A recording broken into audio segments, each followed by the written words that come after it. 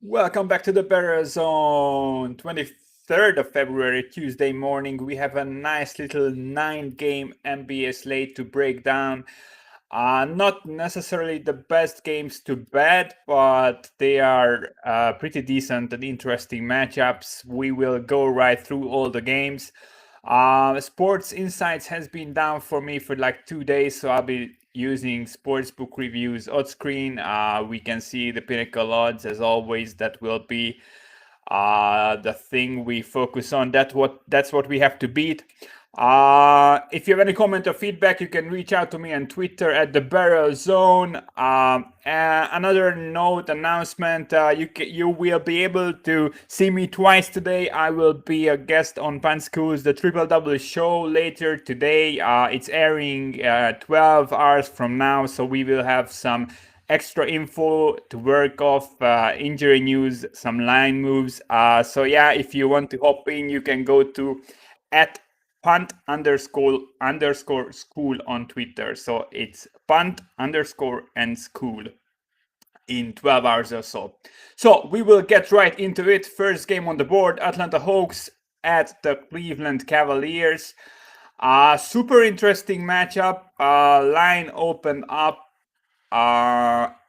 Sorry, the odd screen is dying down. So yeah, line opened up Atlanta -7.5. Currently we see -7s on Pinnacle, and it's leaning towards 6.5. 6.5 is my line. I'm pretty happy to sit this game out. The Hawks aren't a team right now I want to lay this many points on the road with. Especially if you check the last few weeks for them, they are just 2-5 through the last 2 weeks. They have a minus 9.4 point differential on average, minus 3 against the closing spreads. Yes, they face some tougher matchups, but overall, I think this defense is pretty terrible. And if I am asked to lay this many points, I want a good matchup. And what they have right now isn't a good matchup, in my opinion. Also, I do believe that this is the absolutely bottom low for the Cleveland Cavaliers. You won't find any value when it comes to fading them, to be honest. They are now the worst offense and the worst defense in the league through the last 2 weeks. Minus 25 point differential on average. Minus 16 against the closing spread. 0-6 through the last 2 weeks. I mean, they just fell apart. Probably the Hawks win this, yeah, but I mean the matchup isn't as amazing. As I always say, the Hawks draw the most free throws in the league. Cleveland isn't bad at this defensively. They just give up the 18th most defensively, so they aren't fouling that much.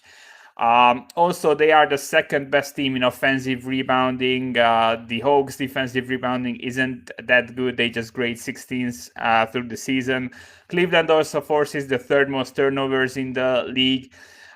So yeah, and the Hawks get to the rim. We all know that they push to the rim, but the Cleveland Cavaliers allow the third lowest field goal percentage in the paint. So yeah, I think the matchup isn't as good for the Hawks. I still believe they win. Drummond obviously out for the Cavs. Sorry. So yeah, the thing is, I don't think this is a great matchup, and I would need probably some value on either side. But with Drummond out, I expect all the rebounding stats to get worse, and they will get worse in the paint overall, I think. So yeah, we got to the point where there is, I think, simply no value in fading Cleveland. Also, both teams have a game tomorrow, and the Hawks are hosting the Celtics, which is a way bigger game. And I don't want to lay points with the team that has a more important game the next day. I think that's an angle you should always look at. They won't want to just blow out the Cavs. They just want to get the easy win and get out. So yeah, I'm staying away. My line is 6.5. I think this 6.5 is perfectly fair. Next game on the board. Orlando Magic hosting the Detroit Pistons. This is a rematch. We've seen the same game 2 days ago. Magic closed 3-point favorites. It was leaning towards 3.5.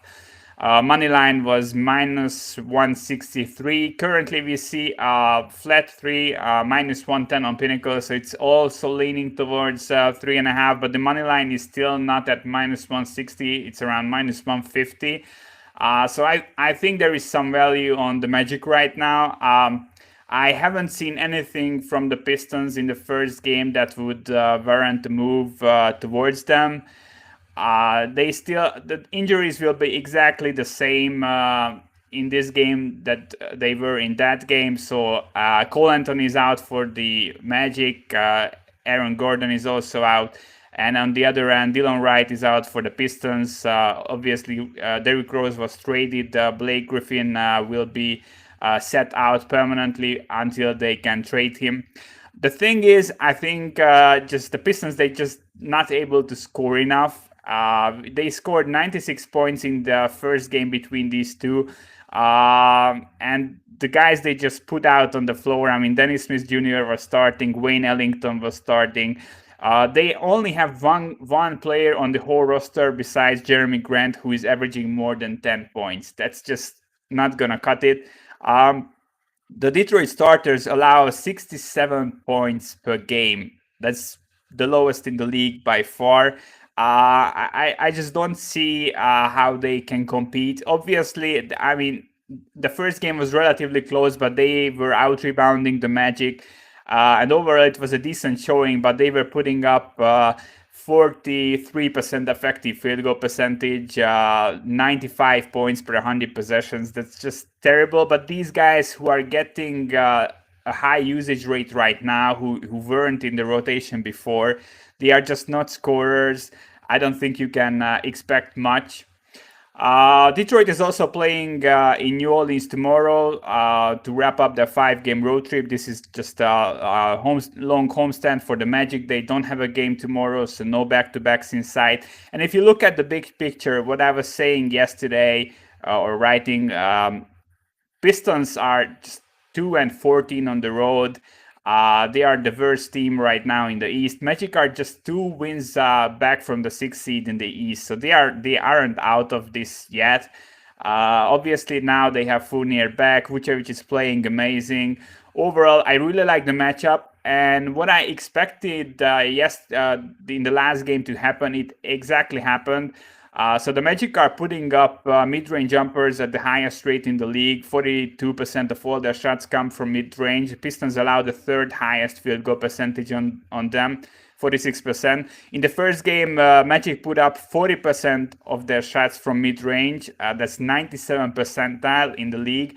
And they made them at a 47% clip. So what I expected and what the season-long stats told me that will happen did happen in the first game, and I kind of expect more of the same. I don't think the line should move any way towards Detroit. I see no reason. So yeah, besides Jeremy Grant, only Josh Jackson is averaging more than 10 points on the Pistons right now. It's pretty amazing. I think if you can grab a cheap money line, you should stick with that. Pistons pushing the 5th lowest pace in the league. Orlando is also in the bottom half of the league, so this could be a lower scoring one. I don't really want to lose a spread by 1 point, and the Magic still get the W. But yeah. Pistons only have 3 wins in February. All 3 only came when they were shooting at least at 40% or better from 3-point range. Magic aren't a bad defense from downtown. I don't think it will happen here. So yeah, I kind of like Orlando. I think this will probably close 3.5, maybe even 4. The closing money line of minus 160 was very close to what I had. So I think if you can still grab like a minus 150, that's a decent bet. All right, next game, Golden State Warriors at the New York Knicks. Interesting game. I was kind of surprised how close I have these two in my rankings and how similar these two teams are. So yeah, the Warriors are 20th in the league offensively, 7th defensively. Knicks are 24th offensively, 3rd defensively. But overall, all the stats where they excel and where they fall behind the league average, it's pretty similar. Knicks have a slightly better defense. Warriors have a slightly better offense. Big news for the Warriors! Finally, after like multiple games, they will get their bigs back. So Looney and Wiseman did practice fully yesterday. They are expected to go. Officially, they are tagged as questionable, which is important as we obviously go by the official rulings. I would kind of expect them to get upgraded once the first injury report comes out today. Steph Curry is also questionable, but he practiced in full and expected to play. Line is currently Golden State -1.5 on Bet365. So it expects Golden State to have Curry, obviously. New York has a nice rebounding edge. They are 11th of both on offensive and defensive end. As I said, Warriors are one of the worst offensive rebounding teams. They grade 29th in the league. They are in the bottom 10 in defensive rebounding as well. New York has the better free throw rate also. So yeah, some nice edges for New York, but overall, Golden State also matches up well against the offerings of New York. New York either gets to the rim or they shoot these short mid-range shots. Golden State in the top 10 of the league defensively against their offerings. One more thing I wanted to mention. Golden State is either shooting threes. They are shooting top 5 amount of threes in the league. The Knicks allow the lowest field goal percentage in the league from downtown at just 32% on average. So yeah, both teams profile super well defensively here. I think this will be a lower scoring game. My line is Golden State -2. Current market line is -1.5. I think that's fair with Mitchell Robinson out. Warriors getting everyone back more than likely. They should be, I think, slight road favorites. I still think they have a higher ceiling than the Knicks. But as I said, both teams are matching up extremely well against the others' offensive offerings, and the Knicks are at home. They have a rebounding edge. While Golden State has the slightly better overall offense. I don't have an angle here. I like both teams. Warriors play tomorrow, but they are coming in an extra rest, so nothing to attack there from that perspective either. All right, next game, Boston Celtics at the Dallas Mavericks. This is a super interesting game, not one that I will likely bet, but it's a great game to talk about. So the Mavs returned yesterday from a 7-day break from COVID. They have a back-to-back right now, but this is a home back-to-back. Porzingis sat out last night, so he didn't play. Doncic played 35 minutes. The others averaged around 30, so the load on the Mavs wasn't super high. I won't downgrade them one bit for them playing a back-to-back. In fact, it may be good after having a week off to just play a game before the big game against the Celtics. Boston has been struggling extremely since Smart went down. They grade as the 21st best offense, 16th best defense through the last 2 weeks. They have just 3 wins with 5 losses, minus 2.5 point differential, -4 against the closing spreads on average. I don't really trust either team, to be honest, fully, but the Mavs are right now kind of rolling a bit. They are back to playing the old Mavs style. When the season started, they played a slower game, way slower pace, much better defense. Now they are run and gun team again. They grade 4th offensively, 24th defensively. That is what we always expected coming into the season, and now we are finally getting that. They won 4 out of the last 5 games, but they played mostly razor-close games and super high-scoring games. Overall, there are some edges for Boston. They will have the better rebounding. Mavs are still pretty bad at rebounding. Celtics are obviously the slightly better defense overall. But offensively, I think what the Mavs have here is legit. And I'm not sure the Celtics will be able to hang with them. Even though that they profile well against three-pointers, Celtics allowed just the third lowest field goal percentage in the league from downtown, and almost 40% of the shots from the Mavs come from three-point range. And I cannot back a Dallas team that the defensive ratings from Dallas from the last 6 games, just these numbers are amazing. So 130, 134, 120, 118, 127, and 147. That's the last 6 games, the defensive ratings. Yeah.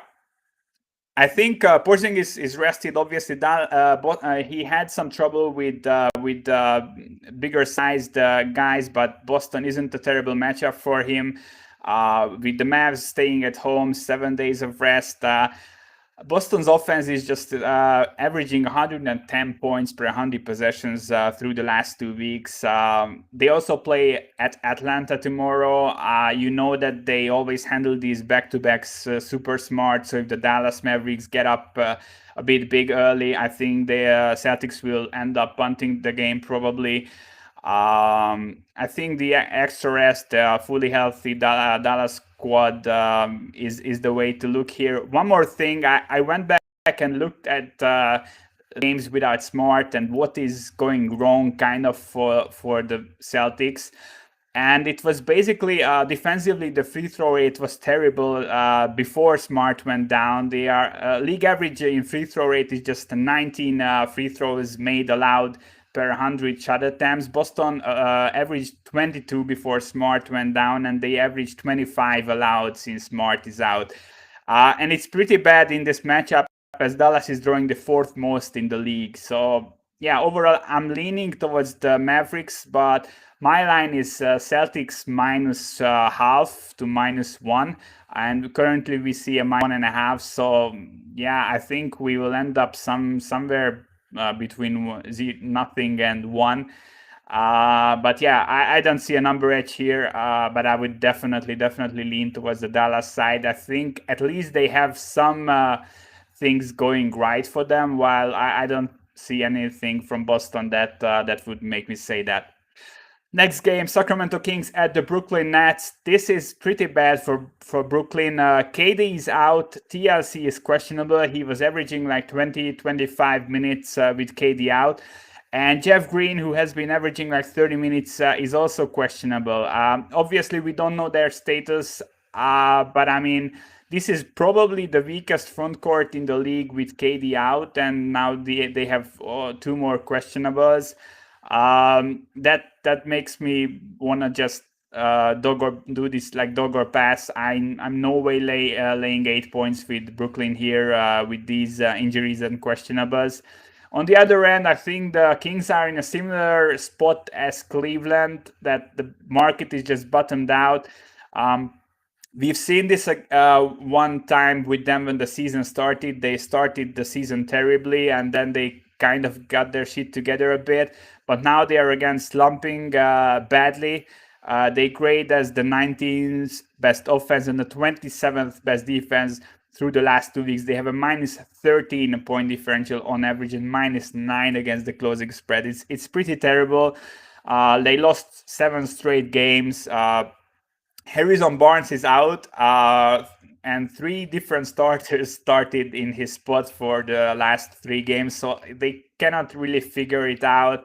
Obviously, they lost all 3 games. This is also their 3rd game in 4 nights, so it's a terrible spot for the Kings. But I mean, if you just look at the talent level and just step back a bit and look at the guys who they have, as I said the same with the Wizards before they went to this small run. I mean, they have a bit more. I mean, I don't say they are a good team, but they are a bit better team than how the market rates them right now. And I think that's the case right now here with the Kings. Also, I think they will be able to score here. They are also another team who is favoring mid-range jumpers over anything else. And the Nets allow a 45% field goal percentage on these average. This is the 5th worst in the league. Kings also have a rebounding edge. They grade 13th in offensive rebounding, which isn't too bad, considering that the Nets are bottom 5. No, they are 23rd in offensive and 23rd in defensive rebounding. And obviously, with KD out, these numbers will probably just regress further. So yeah, my line here is Boston minus 6.5 to 7. Currently, we are asked to lay 7.5 points. No way. Especially if if TLC is out and Jeff Green is also out, and we get an 8 with the Kings, I mean, I might be tempted.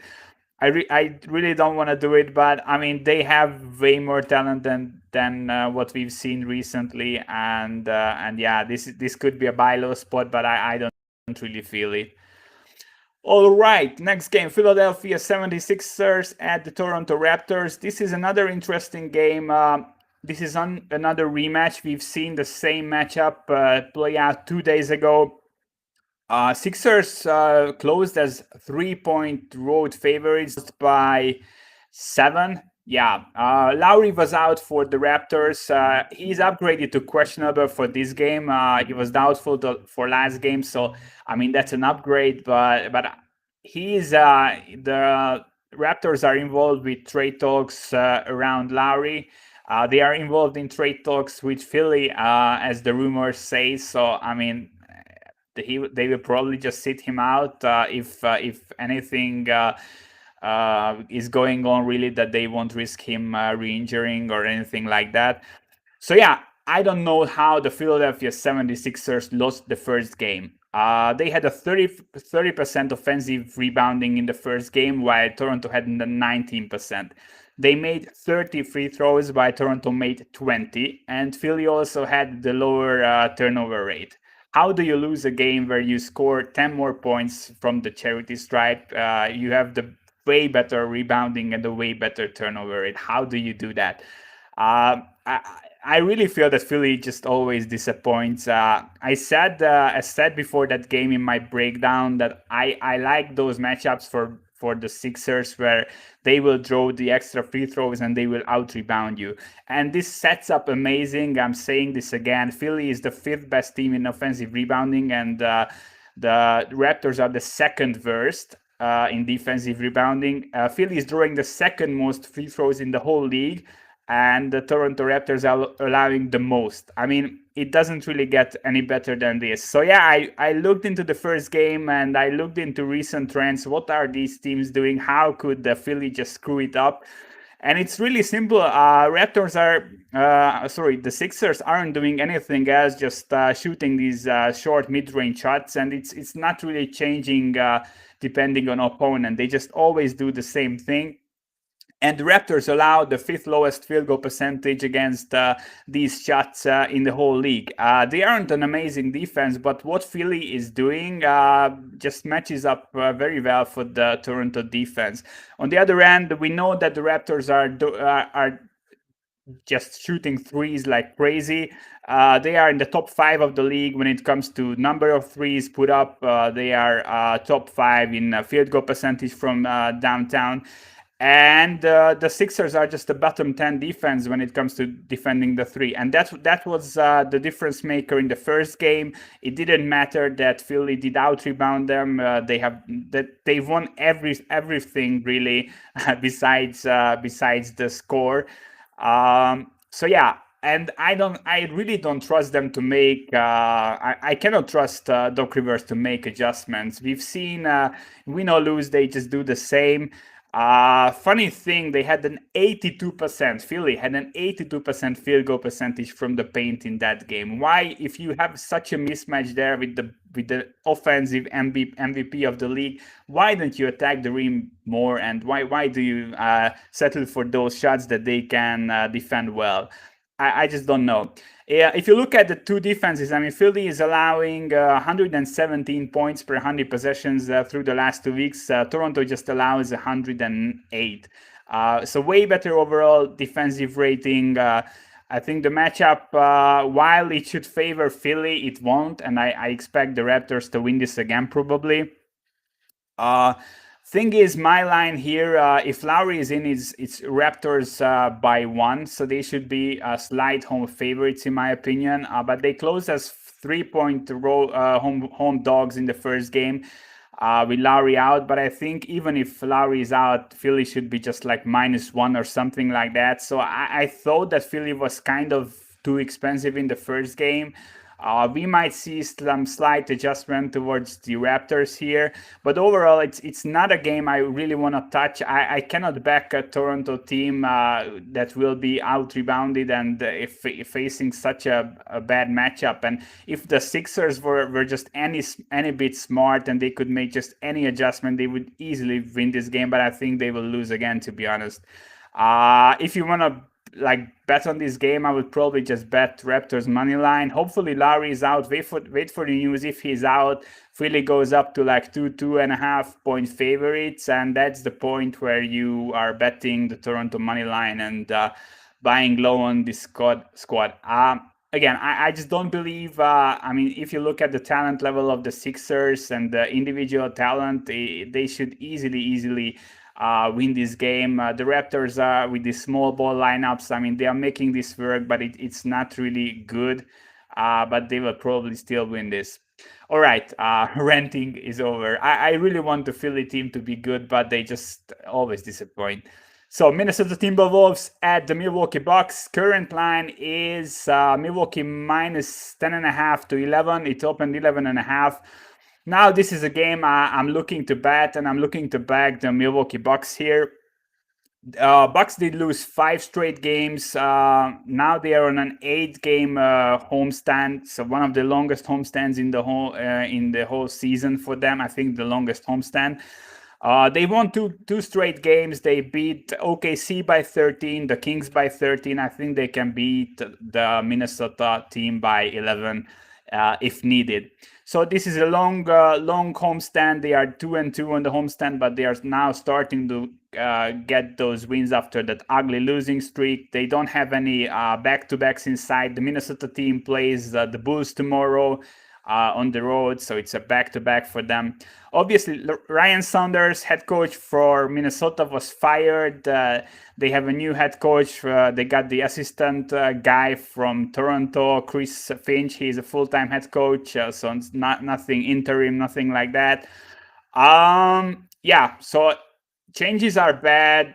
Changes are bad mid-season. Changes are super bad in a pandemic season. And if you are on a road trip in a pandemic season midweek and you are making a head coaching change, I think I'm going to fade you in the next game. That is what we get here against the best offense in the league.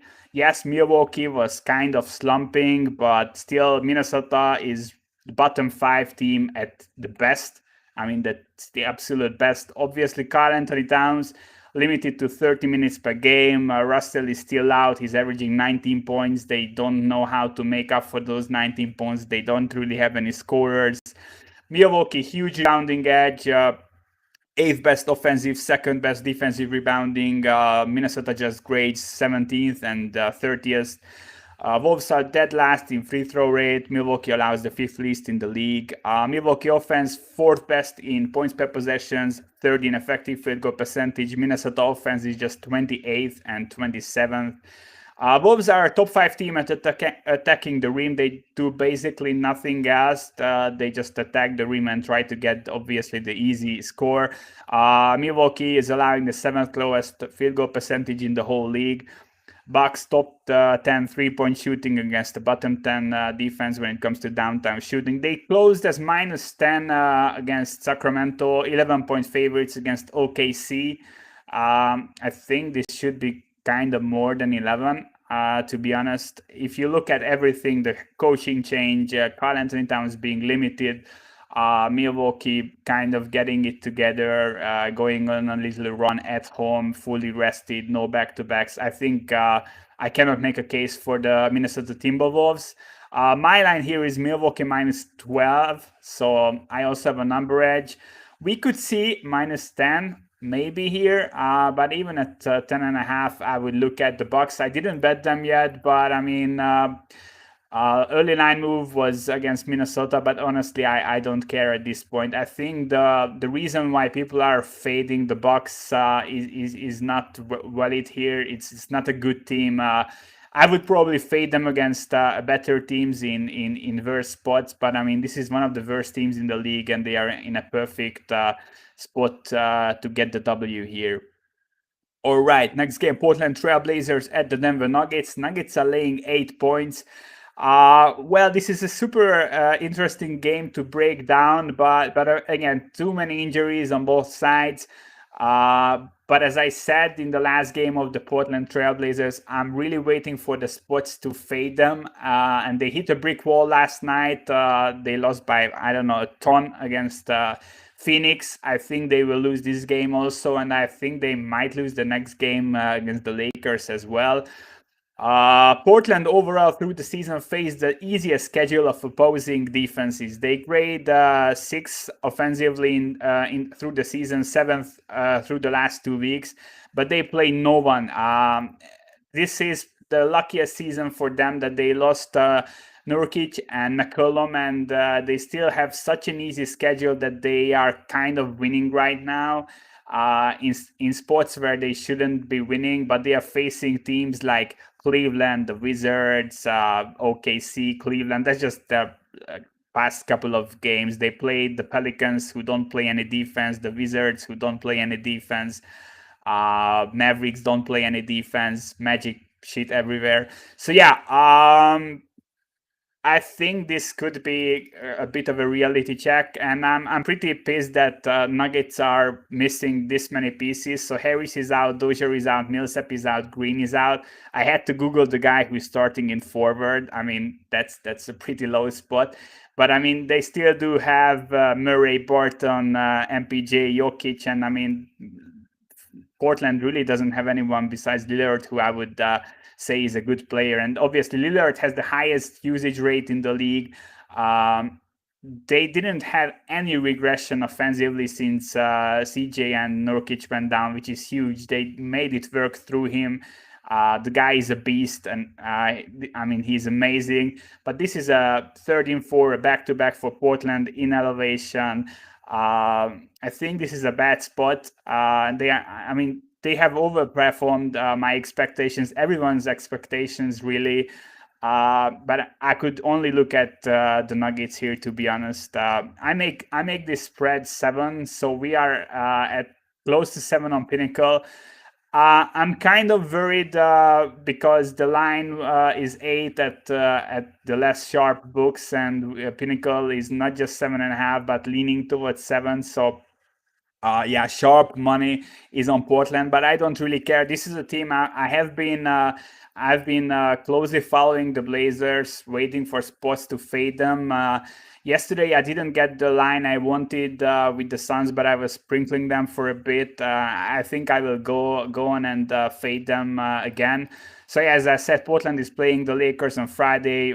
I think that's maybe a more winnable game than this one against Denver. I mean, the Lakers are even more screwed up with the injuries. So yeah, overall, Denver's offense is 6 in points per possession, 6 in effective field goal percentage, and the Portland defense is 28th and 26th. Nuggets also face a super easy recent schedule, but I mean, even with these injuries, they made it work, and they had a plus 8 point differential through the last 2 weeks, and they were missing like more than half of the team. So yeah, Denver mid-range jumpers, 3-pointers, that's what they favor almost over anything else. Portland is allowing the second highest field goal percentage on mid-range jumpers. They are kind of league average against threes, but overall I think the Nuggets will make this work. I really want this to move down to 7. At 7 I would 100% bet the Denver Nuggets. So yeah, hopefully the line moves towards our way. Yeah. All right, final game of the day. This is another one where I have a strong lean. LA Clippers hosting the Washington Wizards. Clippers game is off the board. Obviously, Wizards played last night, overtime win in LA against the Lakers. So yeah, bet 365, and I think some other books have Clippers minus 9.5 up. I make this spread 13.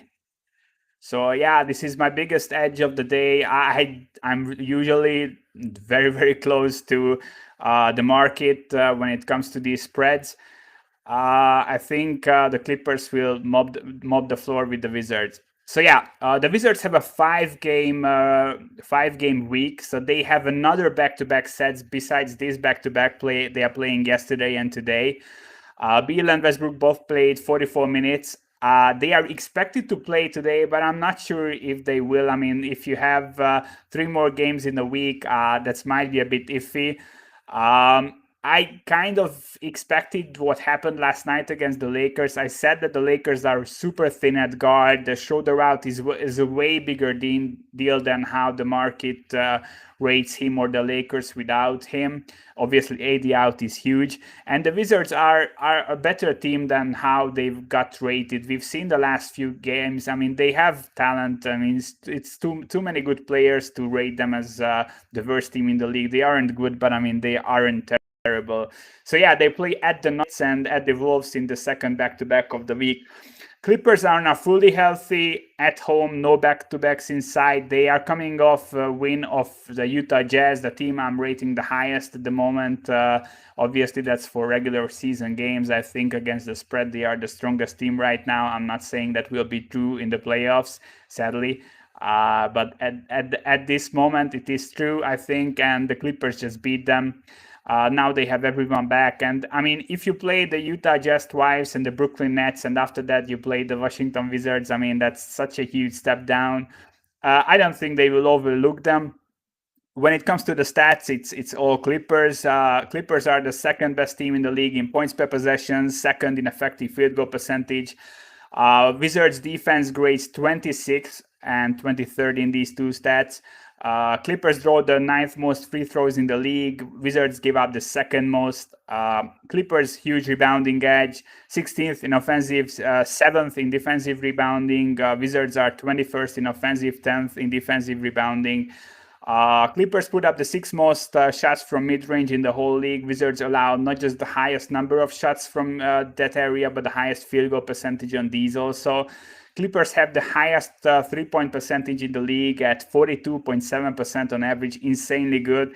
Wizards allow the 5th highest field goal percentage from downtown. So basically everything goes for the Clippers. Wizards obviously coming off the back-to-back. We don't know if Beal or Westbrook will play. I think this will move towards the Clippers. If you can grab 9.5s now with the Clippers, that's a great deal.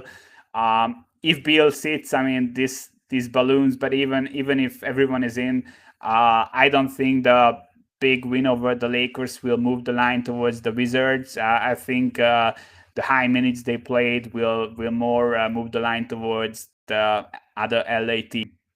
So yeah, I kind of like the Clippers. I haven't made an official bet yet. I think Pinnacle will open above 10, maybe above 11. We will see.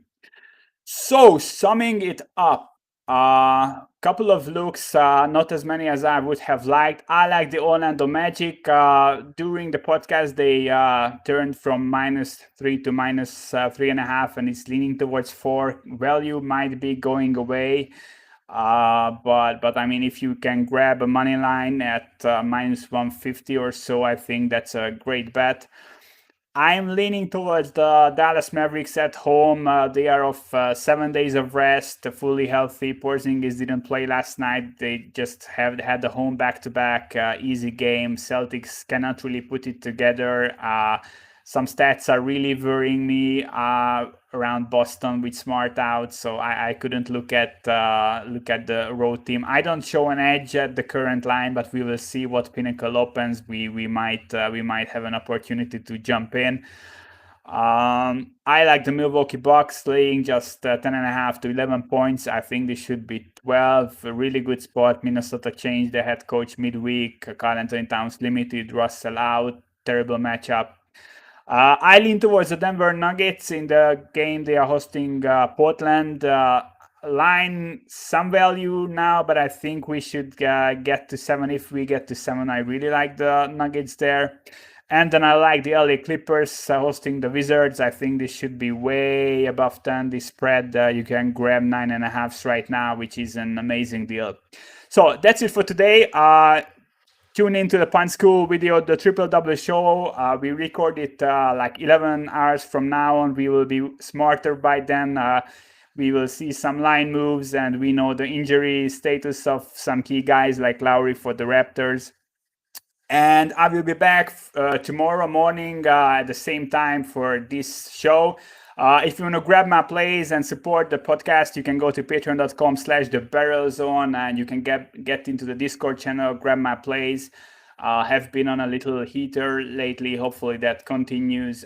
Thanks for tuning in. I will see you guys tomorrow and later today. If you can tune in, do so. Punt_school on Twitter.